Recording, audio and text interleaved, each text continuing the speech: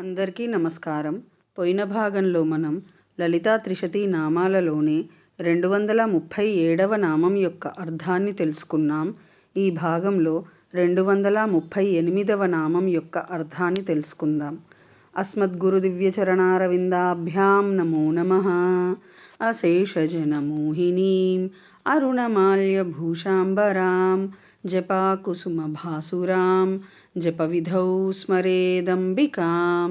శివాయ గురవే నమః. శ్రీగురు పదాంభుజములకు సభక్తికమైన ప్రణామాంజలి సమర్పణతో లలితా త్రిశతి నామ సంఖ్య 238. ఓం సంగహీనాయై నమః. ఓం సంగహీన. ఇది 4 అక్షరముల నామము. ఈ నామముతో మనము అమ్మవారికి సభక్తికముగా నమస్కరించుచున్నప్పుడు ఓం సంగహీనాయై నమః అని పలుకవలెను.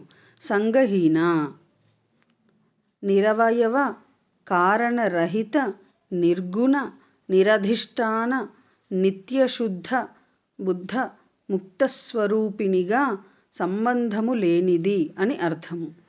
పరదేవత నిరవయవ కారణరహిత నిర్గుణ నిరధిష్టాన నిత్యశుద్ధ బుద్ధముక్త స్వరూపిణిగా సంబంధము లేనిది అగుట వలన పరదేవత పరమేశ్వరి పరాభట్టారిక జగన్మాత పరాశక్తి శ్రీ లలితా మహాత్రిపుర సుందరీదేవి సంగహీన అని కీర్తింపబడును.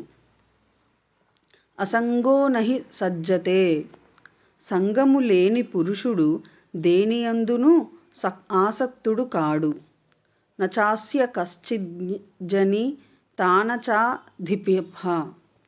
ఈ బ్రహ్మ పదార్థమునకు జనకుడు లేడు, శాసకుడు లేడు, మరియు ఇంకొకడు లేడు అని చెప్పునట్టి శృతుల వలన పరదేవత మహామహేశ్వరి పరాభట్టారిక జగన్మాత పరాశక్తి శ్రీ లలితా మహాత్రిపుర సుందరీదేవి సంగహీన అని తెలియుచున్నదని భావము.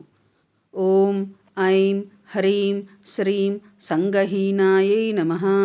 శివశక్తి రూపాయ నమః శివాయ. ఓం ఐం హ్రీం శ్రీం శ్రీమాత్రే నమః.